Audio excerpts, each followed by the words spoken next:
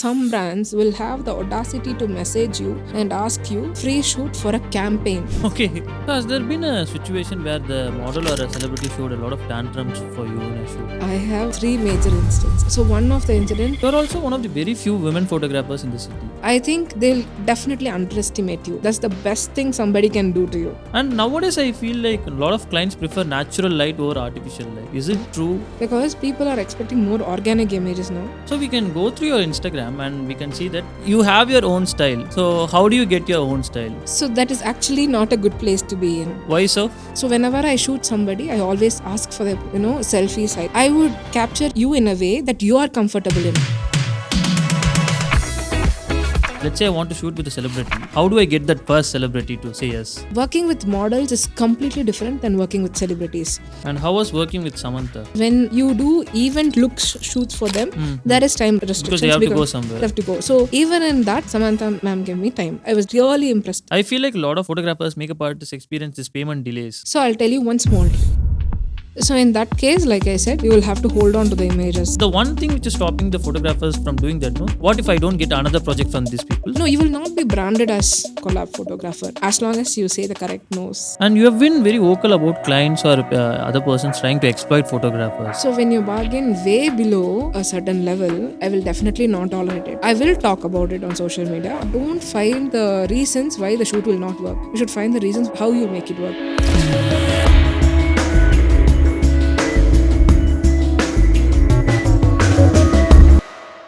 Anita is one of the very few photographers who's more vocal about any mishaps that happen at work. Be it payment delays or the issues she faces with models and celebrities, she always voices out her opinion. She also has this aesthetic sense which makes people relate and fall in love with the photos. And today we have the extremely talented Anita Kamaraj, who's one of the very few women photographers from South India.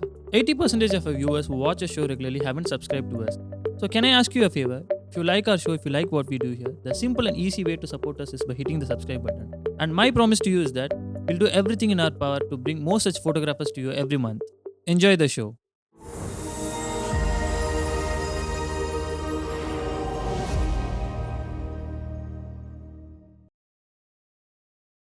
So I was talking to other fashion photographers the other day. Okay. So and they were telling like there are people who want to capture fashion in India. So they either capture Western fashion or they capture North Indian fashion. But you are one of the very few photographers who capture South Indian fashion predominantly. So was it a conscious decision to capture South Indian fashion predominantly?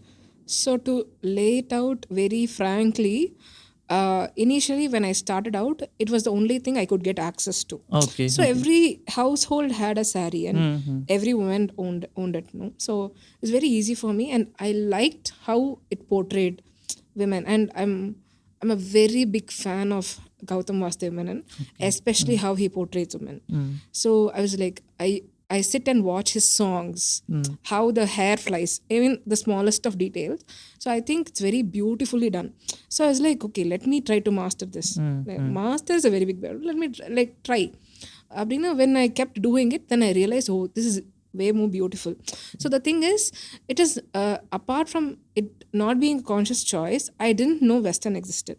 So whenever I saw magazines like Women's Era or something, I used to think, oh, this all happened in Bombay and Delhi. No, after that I started getting work in from saree brands. Then I thought maybe I should first make some money and then decide on continuing anything else. Okay. So we can go through your Instagram and we can see that post 2020 your aesthetic has evolved to a different level. So how did this transition happen? So I think it's majorly the experience and the people you get to work with. You learn a lot from every team, every person you meet. So every time I work with a stylist, every time I work with a makeup artist, or every time I work with a new model, so I'll learn. Like there'll be one thing I'll learn from each person. It could be either the perspective or the way they stand or anything. It could be anything. I think after that I made a conscious choice to work towards my aesthetic because I wanted to stand out, because everybody started doing sari shoots. Then where do I stand out? Right. So that's the only way you can stand out. And so I decided to work on factors that I can control. Super. So I think that's how I work. I think after that Preeti Srikanth shoot, the sunflower field shoot, your aesthetic is completely different. So I was very determined to do that shoot. Okay. So a group of friends, they went on a photo shoot. What do you say?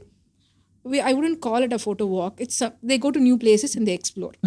So one of them had posted a landscape picture of this beautiful field, and it's like, where is this? So many people don't share locations, but this man was kind enough to share the coordinates even. Okay. So I decided, no matter how much it doesn't matter how much I spend, but I'm making this happen. So I have a team. I mean, they're all freelancers. So whenever I want to create something, I reach out to them. Okay. And whenever they want to create something, they reach out to me. So we decided we'll go there, shoot this.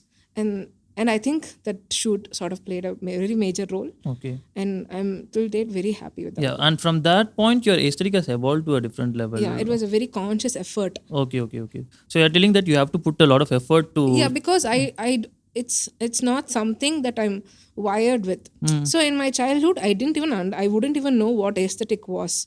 So when I this is what aesthetics is அப்படின்னு தெரிய வரும்போது I wanted to learn, make effort, take action.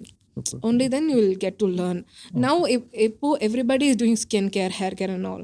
So it's not overnight, right? You see somebody, you see the change, and then you get inspired by it. So something similar. Like that, right? And in building your aesthetic, you have also crafted your own style.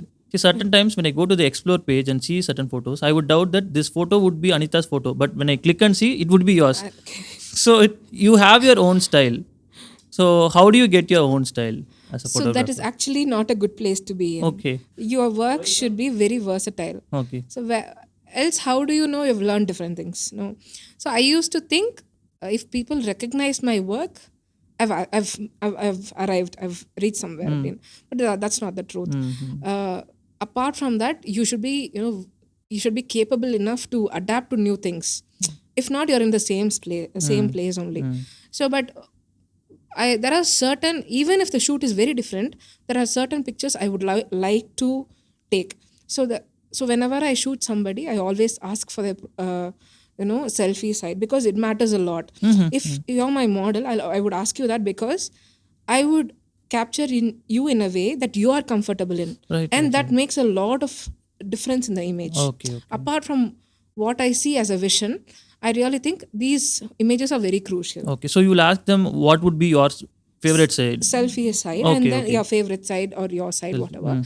Then in my vision, I would place you in your comfortable angle. Superb. So then and both of us are happy, Correct. They are also comfortable posing. Yeah, and you're exactly. Also, right. In that case, you might as well, you'll be willing to experiment the other side also. Meaning, okay, this image is nice, then maybe let me just, if my favorite is right, then let me just also try my left. Okay. You'll also be open to so that's where I gain the trust. That's where I'll show you my vision and you'll be happy. So that's how I work towards it. But why do you say that you have to be versatile? For example, if you see Venkatramsa's work, you will definitely know it is Venkatramsa's work. No, that is a plus only, right? That is a plus. In terms of commercial work, yes. But if you're an artist, I feel like you should be willing to learn everything. At least once you should try. Correct. So there are things that, even if I try, I think I would never excel. And one of those genres are street. I cannot do street. It's not because I'm not able to place the angle. It's because I'm very uncomfortable when I see people, when I see crowds. I'm an introvert, so I get stuck. So I think those are something you should be willing to experiment. It will also help you as a person, as an artist. Okay. It'll also help you. Correct. Even when we spoke to Ganesh also, he tells like you have to go and do street photography. That gives you a different level of inspiration. Yeah, it does. But till date, I'm not confident. Okay. I have tried, but I'm not happy. So in this process of building your own style and aesthetic, have you ever made any mistakes in the beginning of your career? Yeah, I have. So initially, I was inspired by a lot of people, and when you're inspired, when you're young, very young, and when you're inspired, you tend to replicate. You get inspired and you try to replicate. The same mistake I did. But you don't feel that it's your work. So that is, I think, one major mistake I've done. And after a few shoots, I felt I really didn't like them. I was like, this is not my work. This is not what I feel. This is not what I see. Even in the color tones, it's not, my satisfaction, my level of satisfaction. And then I realized, okay, no, this is not happening. Even if the image gets nowhere. I'm trying to do what my vision Correct. supports. Maybe you can draw inspiration from some others' work, but Yeah. not replicate it completely. Yeah. Right? You definitely will tend to replicate when you start out. Start out because you see them as a Yeah. bigger image, and you Now want. when you ask if now I'm not a professional filmmaker, but if you ask me to make a film, definitely I'll draw references. There will be certain aspects I will be willing to replicate. So it's not like I'm stealing somebody's work. It's like just inspiration, but projected in the not right way. Correct. But there's also one thing where in my institute, one of my staff told me that replicating is actually difficult. Replicating Very difficult. entire lighting setup or entire shoot is actually difficult. No, it's very difficult because how you see the world is different and how I see the world is different. Mm. So the way I photograph you will not be the same as anybody else photographing you.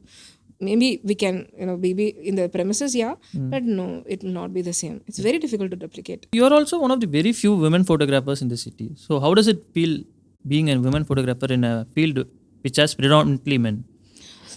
So according to me, according to my perspective, being women in many circumstances has helped me a lot. Because sometimes I think since they'll definitely underestimate you, and that is the power, that's the best thing somebody can do to you, because after that the work will speak for itself. Being having dealt with men all my life, because I was in a college and I took up a course where there were only men, and I don't find it very difficult to deal with people here because I'm just tuned like that, so it's easier for me. So it's not difficult, but sometimes people underestimating you will be hurtful because you know what you're capable of, and just because of this you not seeing my potential is a bit hurtful. Yeah. Correct. So has there been any clients or incident where they have told that see, there have been incidents where a woman can do as good of a job as men, but the clients would tell like, can a woman do this? So has there been any incidents for you like that, and you have overcome and proved it to them wrong? So there's no proving point and all of that, but what I regularly face is my team mainly has men. So whenever we go for a meeting, they tend to look at them and talk. I mean, the eye contact. So that's where it's like, how long is this going to go for, Marjir? That's a bit demotivating. But then at the spot they will know who's the in charge. No, it's not about who's the in charge. It's about what this person can do. So once I give them the proof of the work, they'll be like, okay, I mean, obviously they'll not say I'm wrong, but they'll understand. I think that should happen even without knowing the gender. And why do you think not a lot of women take up photography? Let's say, for example, our models Preeti Srikanth, Preeti Karan are also photographers. But but why do you think they are not choosing photography? You're talking about two of my favorite Preetis. So I think it's also because not just about the gender, it's also about how the industry is. So both of them, they have great potential as models and actors also. So it might be something they are willing to experiment. But apart from that, when I started, there were really few people. I didn't know female photographers at all. But in the last 6-7 years, there are a lot of people. Out of 10, I'm very sure there'll be equal ratio. So I think it's changed. I mean, at least not equal. At least 3 out of 10 will be women. 3 or 4. No. I've seen a lot of women. Like a lot of women message me saying I have taken up photography. I'm in this field. So they are doing. So I think it is not about the gender. I think they're consciously worried about how the industry will pay them. It's in terms of commercials, in terms of money, how you can sustain. I think this is a very unpredictable. So you're saying a man and woman doing the same job, a woman will get paid less, or how? No, I think it comes with experience. Experience, But maybe somewhere the scenario that you're stating can happen. Touch wood, it has not happened to me yet. It should not happen.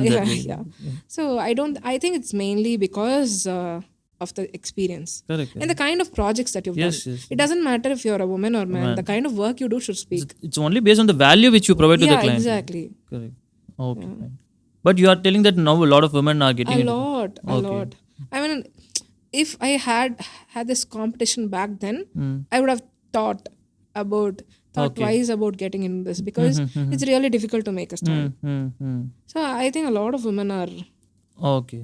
So recently, I went to an event where they had invited me for being a judge, and it was a Women's Day, Okay. and I saw about, I think, minimum 20 to 30 women, Oh. and age group and different ages, meaning somebody was 55, somebody was 17. I think a lot of people are showing interest. A lot of women are showing interest. Okay. I hope like a lot of women come into photography Yeah, and I do. they also perform as equal as possible. Sometimes better. Oh. Okay. I think it's both ways. Yeah. What is one project, Anita, where you thought like you can make money from photography? Because nowadays a lot of people are starting right now and they are ending up. So for a photographer to start now, they wanted to do collab shoots with certain people, and they think that they'll be branded as a collab photographers and they can't break out of the loop at all. So they'll be their thought process is, what if I get branded as a collab photographer and I don't get paid projects at all? Okay, so that is not true. It's how you see yourself, Okay. and it's completely on you. So I still do unpaid work. Okay. Okay, there are works that I do unpaid because I like the concept. I might have not done something like that, and where I'm valued correctly. So where it will add value to me also. So I think works like that you can definitely go for it, because it as much as making money, it's also important to upgrade the portfolio. Yeah. So no, you will not be branded as collab photographer as long as you say the correct no's. Okay. Yeah. So you have to know to tell. Yeah, I think people will be disappointed, and they should not be bothered with it. Okay. Because if they have the mindset to exploit you, I think you should have the Mindset courage to say say no. Okay. Now you will be doing all these shoots, right? From that, how do you break out and tell that this is what I charge for this particular assignment? Okay, so Has there been any incidents like that? yeah. So even now, some brands will have the audacity to message you and ask you a free shoot for a campaign. Okay. Okay, that the kind of the level of audacity will trigger me a lot. So in that case, I'll politely message them saying, hi, I'm not taking up any unpaid work right now. Do let me know if this interests you. So that's all. I What would be their reply for that? sometimes they don't respond, Okay. and I'm really cool with it, because you have come with a mindset to get free work done, which is not fair, because you're going to be selling the clothing or the product, which is not okay. That you should not get for free. Okay. I think my first paid shoot was a family portrait. I charged around 5,000. Okay. It was for, do you know Prem's Krama Bhojanam? No, I don't know. So it's a very nice restaurant in Adyar. Okay, super. So I did a family portrait session for him. So he paid me that. Okay. From then you started doing Yeah. projects, paid projects. Paid project. Correct. So you worked with celebrities like Samantha, Priyanka Mohan, Dushara, Kalidas. What do these celebrities look for in a photographer at the starting stages? Again, one of my junior asked that, let's say I want to shoot with a celebrity. They accept me only if I have another celebrity's portfolio. But how do I get that first celebrity to say yes?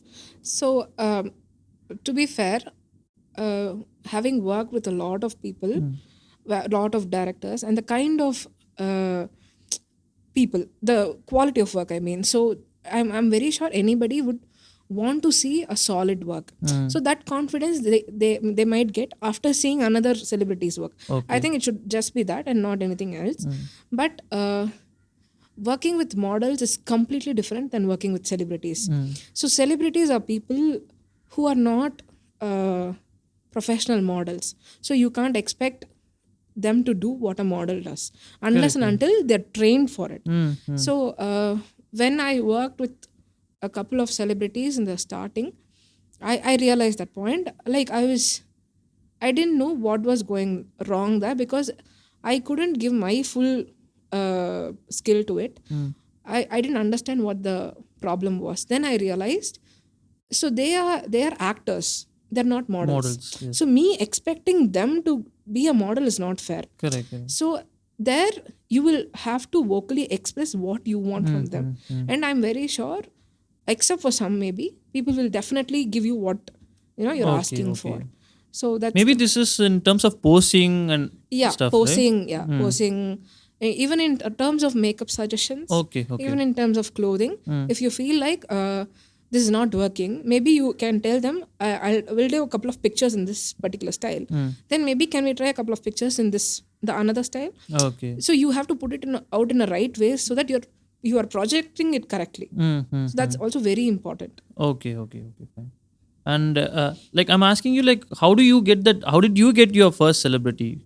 So when you get into this industry, there are two things. There should not be any ego. Okay. Two, the This is the correct point you said. The fear of rejection. So I have fear of rejection. Okay. So I think everyone has. No, I think it's on a different level. So when somebody says no to me, I take it out on myself, which is easy, which is the easier thing to do. So I have written to a lot of people, where some don't even respond, and then some respond, and then some have replied just saying no. So all of that. Okay. So I think my first celebrity was Nakshatra Nagesh. So when I wrote to her, she was like, yeah, definitely, let's try. So after the first shoot, I was so comfortable with her, and the kind of trust that she gave me, it made me feel very good. Okay. So it is really important for any artist to treat another artist with equal respect.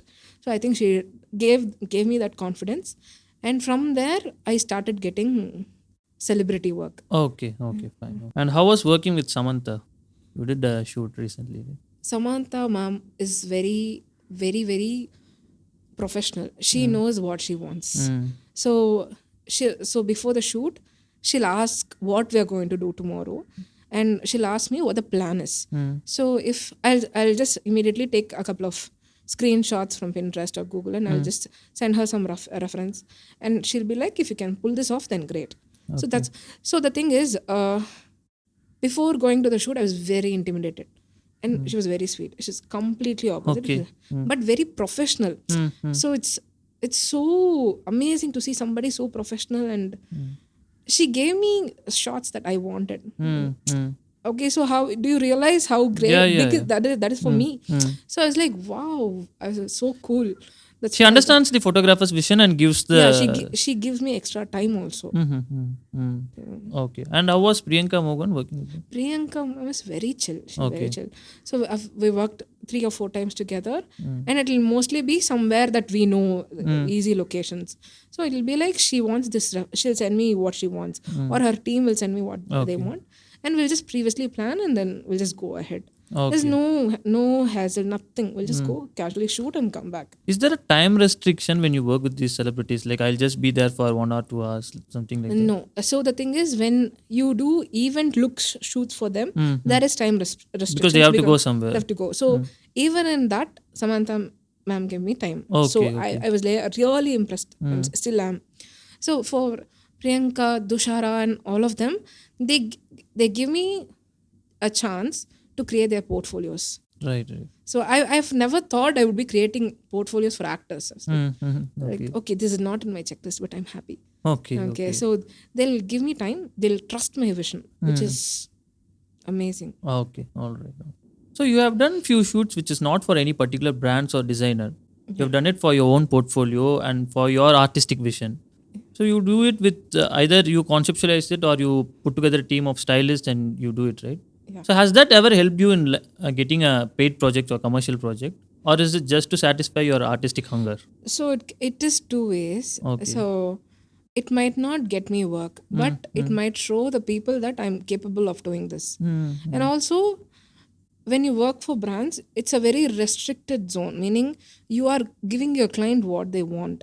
So in that case, you can't experiment. If the same look, you will want to do a different feel, but people might not be okay with it, because they would want a certain thing out of it.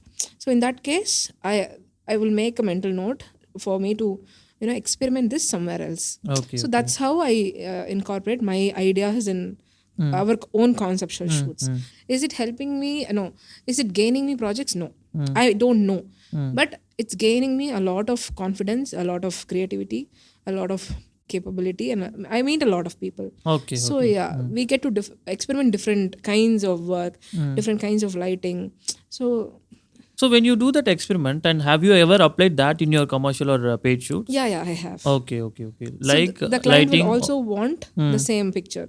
So I'll take a shot of what, if you're my client, I'll take a picture of your exact requirement. Then I'll take a picture of my perspective to it. They will definitely like it, and all of them have taken it also. Oh, super. So yeah. So Good. that's how you satisfy your client, and you satisfy Yourself your also. creativity Right, also. right, right. Some of your shoots have gone super viral. The Madhuri shoot and Priyanka Mohan shoot, and even the shoot with Ritika was Yeah. gone. So what is the magic ingredient behind the viral shoot? I think the magic is not me or Okay. the shoot. I think the magic is people are very curious to know what happens behind the scenes, Mm. which is also fun to look at. So in terms of a Ritika shoot, I think it was majorly because she fell into the water Okay. while shooting. I think that clip went viral, and so other two shoots I don't remember. The Madhuri shoot, it was all over Pinterest. That was created by Sneha, the maker. That was visualized, ideated, and styled by Sneha. So so we go into the studio, and I was like, I go in very blank because I was not expecting anything out of it, because I didn't know what to expect first. And second, I thought it was majorly for makeup. So and the criteria I wanted to satisfy. Okay, you just want to do few close-ups and No. I wanted to satisfy the whoever visualizes. So Sneha. So I was very nervous. Also, it was after a long time I was working with her. So and then I hadn't met Madhuri until then. So she was also very sweet. So I touch wood, I got lucky. So and then we did some shots, and I fell in love with it. Oh wow, okay. I think it is also because I had a really good team, and I also went in blank. So sometimes when you over plan, it kills things. okay. So I don't plan frame to frame because it doesn't really work out for me. Because I think certain shots should be candid on the spot. Correct. Like when you see the model move, give me their poses, you will realize how better they can be. I think Okay. So if it's overly planned, I don't think you can. unless and until it's a commercial shoot, It's not required to plan every single detail. every single detail. Correct. I mean, every frame, not the details, every frame. Right. Okay, fine. So has there been a situation where the model or a celebrity showed a lot of tantrums for you in a shoot? Because me being a photographer, I have faced a lot of these things. So how is it? Is it easy for you, or how do you deal with this stuff? I have 3 major instances. Okay. So one of the incident is with a regular model. I don't think the particular model had been established even. So when we asked for her to model, she was interested. So we showed her what the idea was. So it was already enclosed. So there was nothing behind the screens. So after the shoot, she told us that we can't post the pictures. I was very pissed because everything was. I showed her the shot right after I took it. She was okay then. After coming home, she was not okay with it. So that kind of, it doesn't fly well with me. So that was one. But did you get to post it finally? No, we didn't. I mean, we posted it. She made us remove it. Oh, okay. Yeah. You can't tell me, you can't ask me to remove once you've approved and once it's on the out in the public. So that, no, it doesn't work. So I've had 2 very, very bad incidents recently. So I had the opportunity to work with a celebrity. I think this is her first or second movie, and I went there as a favor to the stylist friend. So and so it was an event. I think it was the movie launch or something. She made us wait for 4 hours, and she was very apologetic about it also. I'm not going to complain about that. But after we took the pictures, I realized that she was not happy. So and then she went home, and I pinged the stylist asking when we are posting this. And she was like, we haven't shared the link to her, so we'll share and let you know. So 2 weeks passed, and she lets me know that she doesn't like the photos. Oh, okay. Okay, I was like, okay, so the artist should have had the courtesy to let me know that Mm. it didn't work out, which I'm completely okay with. Even if it's not a paid gig, I'm okay with, because in certain, when you're a celebrity, you are projecting yourself to the public in a certain way, and you would like to maintain that, and I completely respect that. So I think she didn't have the courtesy to do that. That hurt On me the a lot. same day, you could have That told hurt that. me a lot. But the most funniest part is she ended up posting it. Okay. So I, which I will never post those pictures. I don't want anything to do with it. But yeah, this is one, and there's one more incident where this big celebrity, Okay. the team, not her, because I didn't speak to her. They made me come at 4 o'clock for a 7:30 shot. I was like, okay, this is how it works. I was like, okay. So I take in my team, I go check out her room and everything, and then I decide how to light it up and everything, and then the door opens, another photographer walks in. Oh. So I don't understand, because we know each other. So I was like shocked, and he was also shocked. So apparently he was brought in by the makeup team, and the makeup artist did not inform any of the members, crew Okay. members.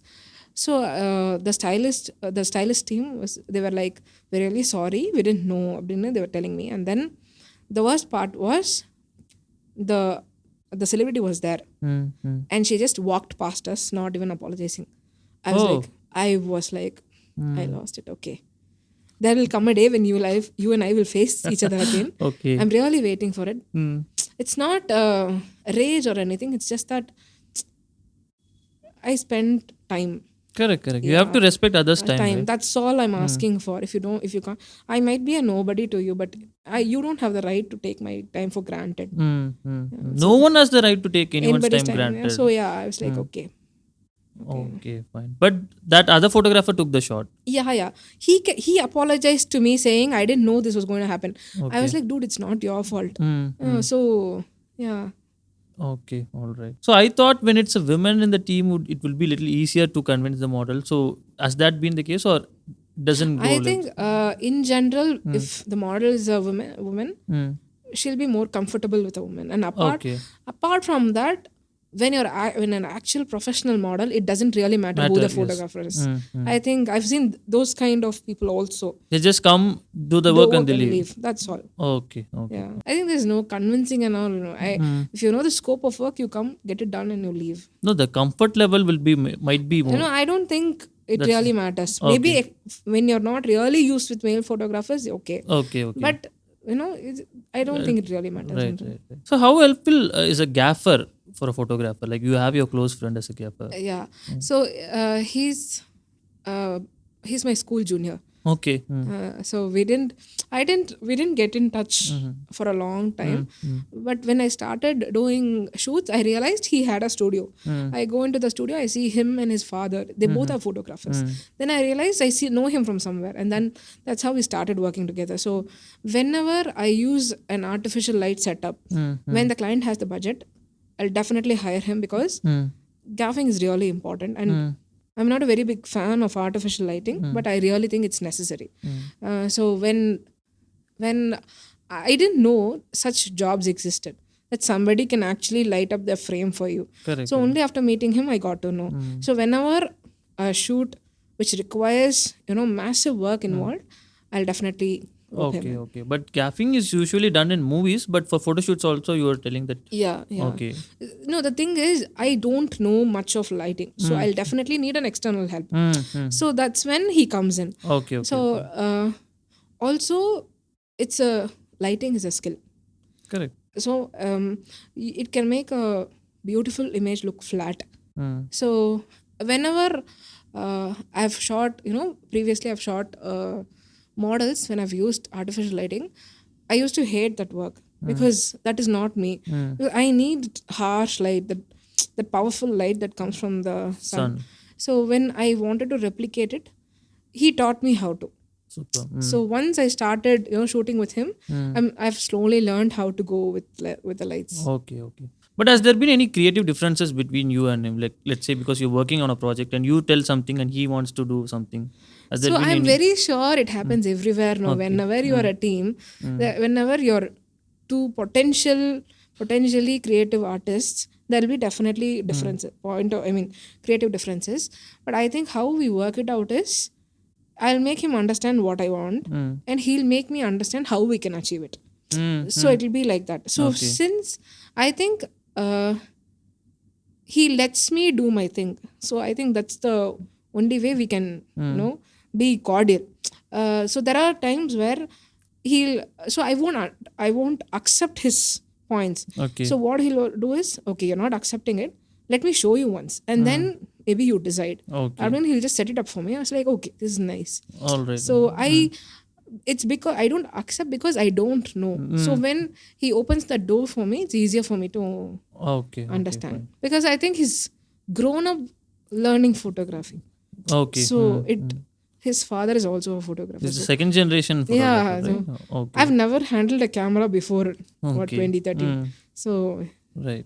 How important do you think the relationship with a good stylist? I think nowadays stylists put together the narrative, and many brands even approach the stylist and they put together the shoots. So how important do you think a stylist is? So initially when I started out, I used to think that the model or the celebrity, they brought their own clothes, they did their own makeup, and they shot. But actually no. So when I started realizing that makeup artists, stylists, and costume designers, a lot of people are involved in the process, then I got to know the importance. So when you ask me the relationship with a good stylist, I think a relationship with a stylist who has a really good vision and who lets you do your work also, I think that particular relationship you should maintain. Correct.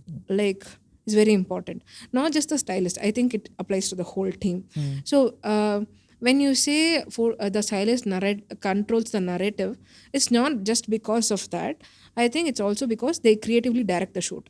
It's easier. I mean, one person doing all the work is easier than you and me splitting the work and doing. Correct. So when they get the setup idea done and the hair and makeup idea done, it's easier for your job. It's easier for you to do your job. Correct. Yeah. I feel like every fashion photographer should have one stylist that you can rely on. Right? No. So at least one of them you can rely on, right? No, again, no, because I know few photographers who are amazing stylists themselves. Who's they themselves? So okay. I'm not able to. Do you know Hunar Daga? No. She's a stylist and a photographer. Okay. She's so good. She's so good. She's a fashion photographer, huh? Yeah, she's a fashion. She does fashion products, I think. Okay. So I always look up to her for her aesthetics because so that is something that I've never seen in my life because I've never been introduced to it. Okay. So when I see, so I just got to know that she does the styling herself. I was like, okay, wow, this is even more nicer. Right. So there are a couple of photographers. I think Shasha Jairam. Shasha Jairam. Yeah, I think she styles some of her shoots. And there's one more photographer in Dubai. These are very less number of names that I'm telling you, but there are a lot of people who style their own thing. Okay. So when you think you don't have the capacity to style, I think it's really important to take the help of a stylist. Okay. Similarly for food photography also, right? There are people who style the food and stuff. Yeah. And they shoot. Yeah. Okay. So most of my shoots, the food shoots, I style myself because the client will not have the the budget for a food stylist. Okay. Because the food stylists are very expensive. So yeah, so it's also important that you learn styling also. And how do you learn this styling? Experience. Experience only. Experience and by trying it again. By trying it out. YouTube. I think how I style, I think it's also the interest, no? The kind of work that you're if you're a product photographer, you'll give more importance to products. Correct. For food, then you'll make more research on food. Fashion. So similarly, maybe I think these days a lot of people are conducting workshops where you can learn, and that is even easier. Okay. So what is that one equipment which have given you massive returns in terms of photography? Like, is it any lens or particular equipment that your clients or models seem to love? I don't know about them. I'll tell you what I love. Okay. So I think it's the which has helped me gain more work is the Sony A7 III. Okay. And recently a lens that I got, it's Sony 50mm 1.2. So yeah, these are the two main things which gives me really beautiful outputs, the kind of ones that I want. Correct. So I think these two gears play a I very think major. even than the body, the lenses Yeah, more the lenses important. play a very major role. Apart from the Sony, I used to have a Sigma art series. Not one. I had three. 35, 50, and then 85. Anita, you are telling my collection same. There's a Exactly, 1.4. I also have the They have same. beautiful lenses. Yeah, Very yeah. heavy for Sony body, but very beautiful lenses. Right. I think more than the gear, consistency matters. In terms of what consistency? You have to shoot regularly, keep working, upgrade yourself, try different styles, so that it all goes up on your portfolio. Because there are you will get 1,000 kinds of work, and one of them will link you to someone else. So it's just the variety you show them, because this particular field is basically what you see. Correct. So when you don't give the portfolio, I don't think anybody can, hire you without that vision. Correct. I would say, like, let's say, for example, rather than spending that money in the particular equipment and buying it out, like, for example, we want a video camera, rather than buying the FX3 in itself, we can rent it out easily and use that money to create a portfolio and use it True, out. very right? true, very true. That we can do. That we can do. See, the thing is, the point about renting out also is, if it's way out of our reach, then we should not force it. There will come a day when you save up money, you will buy You'll it. buy it, of course. But when you rent it out, you will also have to be careful and all of that. So we have broken a lens. Okay. once. So that's why I'm saying this. I think it was a 7200. We didn't break it, but yeah, that experience made me learn never to rent again. Okay. So At least from proper stores. So I can borrow from friends, but I'll never rent it out. It's very scary. why? Because they asked you a lot of money to fix it. No, we didn't break it. But we fixed it and gave it whatever the problem was. But still, it creates some Unnecessary tension in the back of I don't want to carry that burden. Okay, fine. And nowadays, I feel like a lot of clients prefer natural light over artificial light. Is it true? And I feel like natural light gives you the more relatable photos than the artificial and more set photos. So relatable is the word, because people are expecting more organic images now. Yeah. So even in food, when I shoot, we don't manipulate a lot these days. Before and all, people will manipulate every detail. Like from the rice layer and the biryani and all, they'll manipulate. Now it's not necessary. So all you need is some drama in the picture. Correct. Where you make it appetizing and you give a really good feel to the product. So I think people expect a lot of organic images these days, because that sells. Even in terms of reels, they expect organic only. If you set up something, do something perfect to the T, that might not even get the mileage. Correct. Okay, so but when you just have a random walk-in of your store video, that will get a very good reach. So organic stuff is preferred more than the stage. What about in fashion or design? Let's say for a designer, I feel like he would also prefer, like you have also shot for Ashwin Tyagarajan. Yeah. Like he would also prefer shooting in natural light than shooting it in studio with artificial lights. So when you prefer shooting it that way, there are also some certain constraints. So the clothing that you make, they're very heavy sometimes, and you can't. And they're fresh pieces. You need to sell them. So when you take it outdoor, you have to be extremely careful. So those and all you have to face. Plus the makeup marks and all of that, the model sweat, and you might get something caught in the dress. So in that case, people automatically prefer indoors. Maybe when you're experimenting with a look or two, it's fine to go outdoors and experiment. Okay. But when you're shooting a collection of say 15-16 outfits, it's even more easier to finish it indoors. Correct. In terms But of creative, if you want to project your brand as an organic one and more relatable, I feel like they'll prefer outdoor shoot. yeah, definitely. There are some brands with easier clothing, like when you say just a kurta or a very easier clothing that you can easily carry. You can carry a chain stand and you can easily do that. There are some brands for which we have shot like 20 pieces of clothing outdoor. Okay. So we've just taken the car. We have just And I also have this doubt: where will these models change inside the car? So inside the car, or there's a tent that you can purchase from Amazon. So that either in that. So you own the tent or? No, usually the stylist have it. Okay. Or the brand can have it. Whomever, all right. whatever works. And you have been very vocal about clients or other persons trying to exploit photographers. So has there been any incidents where a client or someone asks and bargains for way too low budget than what is standard for that project? So when you bargain, there should be some consideration to it, Correct. Leah. So when you bargain way below Mm. a certain level, I will definitely not tolerate it. I will talk about it on social media. I will obviously not mention the brand because it will affect me. But I will let them know that this is not okay. So I've learned to do that in the past 3-4 years because it's very crucial and it's very important because when you don't say certain things, one, they might not understand that point of view only. Correct. Second, they're consciously doing it and they'll understand, okay, this person doesn't want to do it. So in terms of payment, bargaining, you have to be very vocal way before shoot starts or else it's done for. Okay. So what I do is I follow a contract method that I mail it to them, but I don't get it signed, which I should be actually. So that I learned last week only. Okay. So some in an industry like India, it's really difficult for even people to follow these contracts. They will not, give very big important importance to it. So it's very difficult, but it's something you have to set in place. If you don't have a contract, you should not. If they don't acknowledge it, you should not go forward. Correct. In Sneha's episode also we have spoken about this.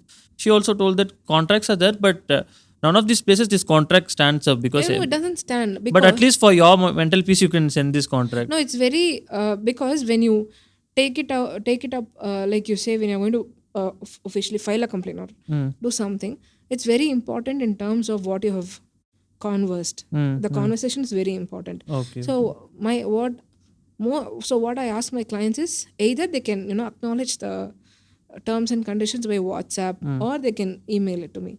So as simple as that. I don't complicate it because that's also a bit complicated and also sometimes it scares them. I don't know how to put it out correctly or maybe they're not comfortable with it. That's not the right thing to be again. So it's really important to get an acknowledgement. Okay. I have had a particular incident where the client want me to just come and shoot for a very low amount. And she also has the audacity to say that my brother is also a photographer. I'm just hiring you because I just want photos from you. So then probably you should get it done from your brother only. But they're not a professional.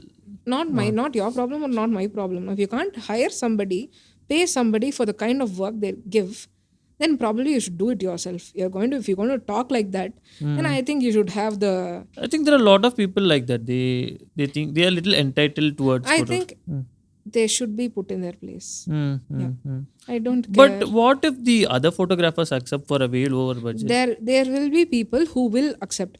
So you and I can be that photographer also for somebody else. So it's also the base where you start learning, you get paid, you start getting paid, and you get a good project for an exposure, and you're willing to take it up because it looks good on your portfolio. Whereas it might be an opportunity for somebody else to learn. So it's somewhere you can never weigh it properly. Correct. So what we can all do is probably set a base pricing for everything, follow that. That should be easier. So there will always be people who will do it lesser for you. But definitely the quality won't be the same. No? Correct. The vision won't be the same. I think as a photographers, we have to set our baseline. I think this is the amount below which I cannot work. Yeah, below which we shouldn't work. Because it's not about just bringing down the market. It's also about how you are letting people exploit you. Because it's also physical labor. It's also mental work. Correct. So when you allow people to do it, it will give the courage to other people to take it from you also. So let's talk about the payment terms. So how is the timeline? Like, are you getting paid on time and the promised time? So I feel like a lot of photographers, makeup artists experience this payment delays. So again, it depends on. So I'll tell you one small trick. Okay, so when you want a long run with the client and when you want to be in good rapport with them, it is always okay to over deliver a little. Maybe 2% more, that's fine. So they'll also understand you're willing to go to that extent to give me that. So that will give a very different impression of you, and it will build a very different rapport. It's not like you're asking me for tea things and I'm giving you tea things. I can give you T+1. We know how much it's going to cost and all of that, and it's not going to affect my work. in that case I don't mind over delivering a bit. So in that case, payment I always get advance. So Okay. for people I know, I don't, because the people that I regularly work with, they really value me. They pay me on time. Oh, okay. Okay, on the day of the shoot, while I'm shooting, they transfer me my money, or day before the shoot. So there are people who have made me chase for like 6 months. Okay. So it's not chasing, it's begging. Okay. Okay. So to use a work of mine, you have literally stole my vision. You have printed it, you've made money out of it, and you know, literally you've exploited me. So in that case, I really regret not putting a contract in place there, and Okay. I really regret them for letting me treat it that way. So the thing is, I'm somebody who always gives the pictures first. I don't hold on to the pictures. So if I had held on to the pictures, the scene would have been different, correct? So yeah, so these are some mistakes that I've done and I'm learning. Okay. Okay. Fine. See, we had Maran on the show last week. So he is working with brands like Sabyasachi and stuff. No? So I think for him, the payment delays or the payment which he is getting, like it is a huge payment. Yeah. So that delays is acceptable for a photographer with, like, for example, 2 lakhs or 3 lakhs. They are delaying it for even a year. That is very unfair, is what I feel. So in that case, like I said, you will have to hold on to the images. It's okay if they feel that way, no problem. So when But the one thing which is stopping the photographers from doing that, no, what if I don't get another project from these people? So I'll just it's deliver. fine, they will come. Okay. Definitely that will happen, because here it's a very how do you put it out? It's a very people will take as much as they can from you. That's the kind of industry this is. Okay. And they don't mind coming back to you. And I've had this experience. Oh, okay. I have had multiple experiences, not just one. And so I have also shamelessly taken up this work again also, because I need the money. And there will be a point where you will consciously feel this is not the right thing to do, because they are this kind of people. Okay, and at that point I have stopped working with them also. Okay. So people will come. I still have those messages, and I just see them, and I'll feel very icky about it, because I have done such a thing. Like, where's my self-respect? So, but when money plays a role, you will have to think about certain aspects. Okay. There will come a time when you consciously you don't want to do it, so you will not do it. But you are telling that those certain peoples will come They will back. come. Okay. They will come. Okay. When your portfolio is in that place, they will. They will come. Okay. Yeah. Okay. At least they'll not talk directly. They'll ask the team to talk, the talk. agency to talk. But end of the day, it's the same person. It's the same brand. And what was the thing you told me that you have to over deliver, right? So in what terms will you over deliver? Is it like extra photos or something like that? Yeah, extra photos maybe. So I'll give them a cap limit of how many images that they can choose. So in that case, if they like 2 or 3 more images, please take it. Okay. That's fine. It's okay. So I'm not going to be delivering 40-50 images. Those are just 2-3 images that they actually like. So they'll also feel happy about spending the money, about the whole experience. It's just that complimentary dessert that you give, no? That feel you give them. So they'll also like it. Yeah, so it ends well for everybody. Correct. I willingly take, give them the space for changes. So actually, after the third or fourth potential video change, correction in the video, you're supposed to charge. Correct. But sometimes I don't, because I know the client. So if that person is willing to trust me on that level, then I'm willing to, budge a little for you. Correct. Yeah. That's where you respect them also. But has there been any scenario where they're micromanaged to very extent and okay?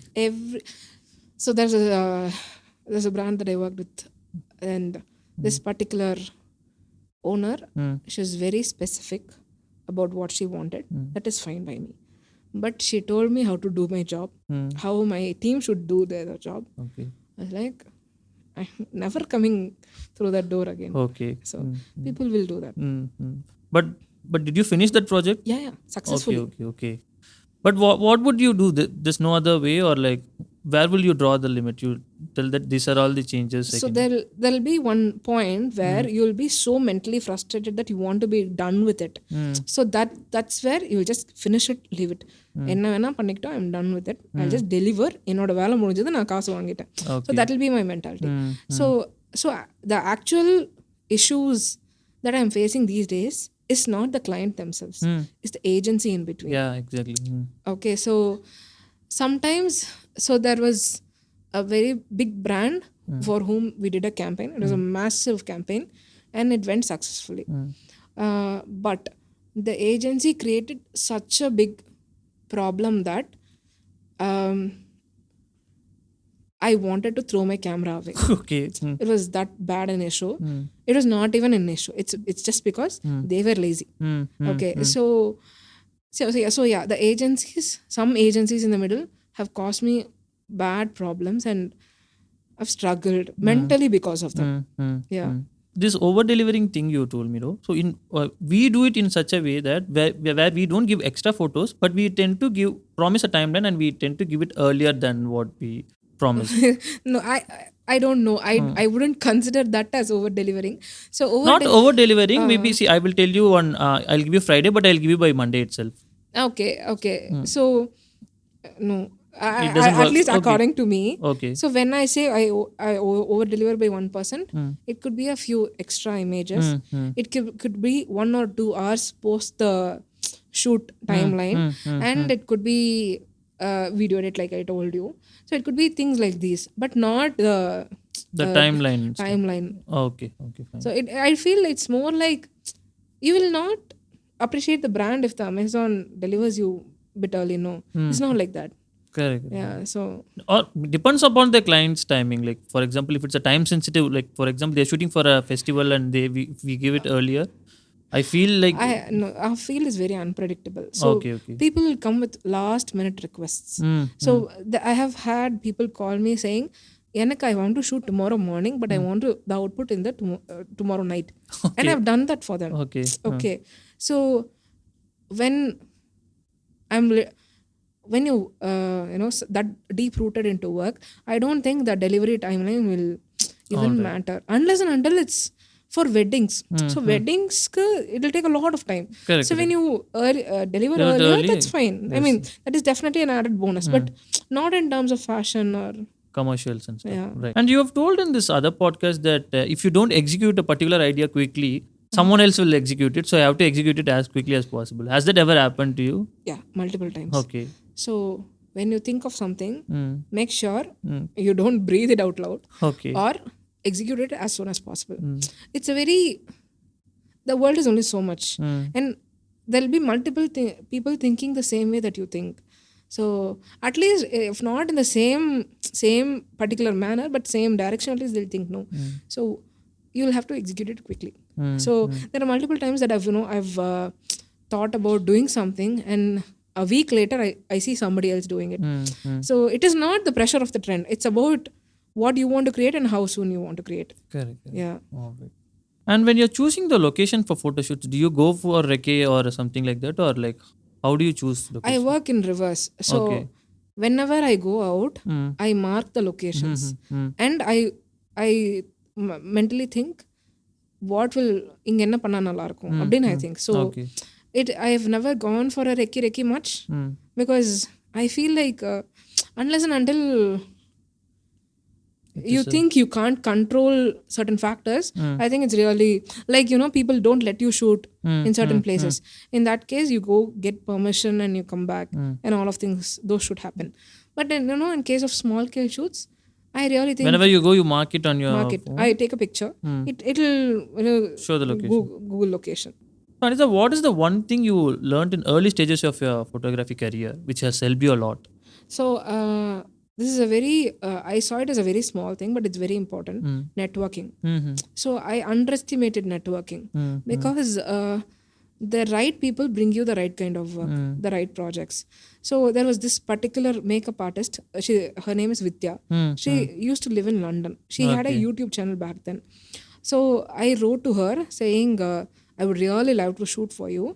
And I was very sure she wouldn't even read it because somebody with so many followers, who's going to open and read? But then she read, and when she came to India, she told me, let's work together. Okay. So that particular shoot is what put me on the map. Mm-hmm. So networking is very important. As in, you should not be afraid of, like I said, I have a very bad fear of rejection. So I don't think you should, even consider it. You should just go for it. You have to be spontaneous. That's very important. Correct. So at the early stages of your career, you can network as much as possible. Yeah, very important. If you want a favor, ask for it. Not everybody is going to say no. Somebody will be able to help you out. If you want to do some shoot, just pitch it out anywhere. Like, don't find the reasons why the shoot will not work. You should find the reasons how you'll make it work, or you should make the shoot work. Correct. It should be like that.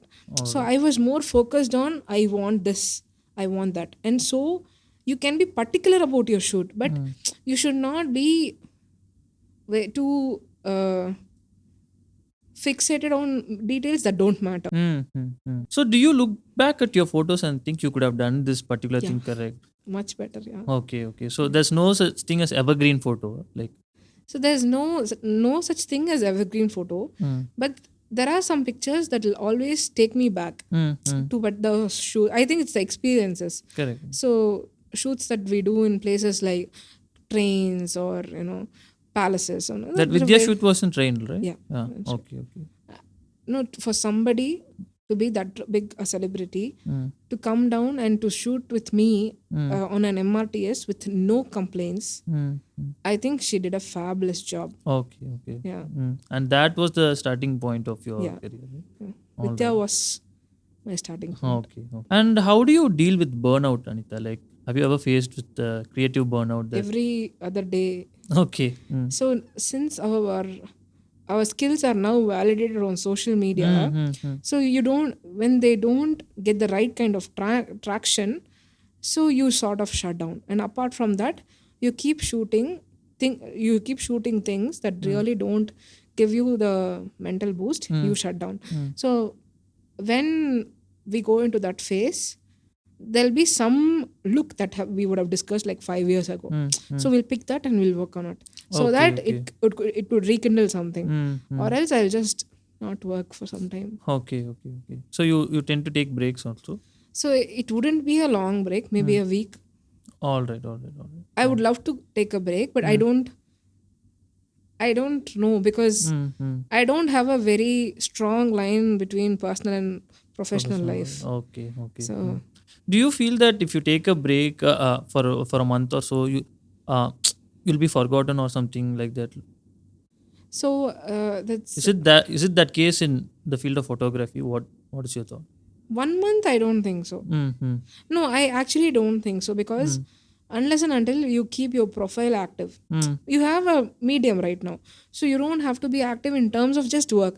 People are also interested in your life and things that you do, so somehow you have to find a way to stay. But I also think it's very important to stay active, because if not, your profile goes down. All right. Yeah. So rather, at least even if it's not your work, you can at least post something else and keep your profile active. Keeps people engaged. Okay.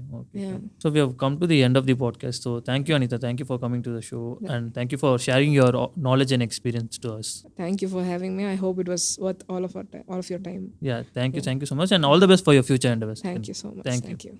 And that was the episode with Anita Kamaraj. So thank you for watching this episode till the end, and subscribe if you liked it. And also please do let us know if you have any questions for upcoming photographers who will be on a show soon. See you.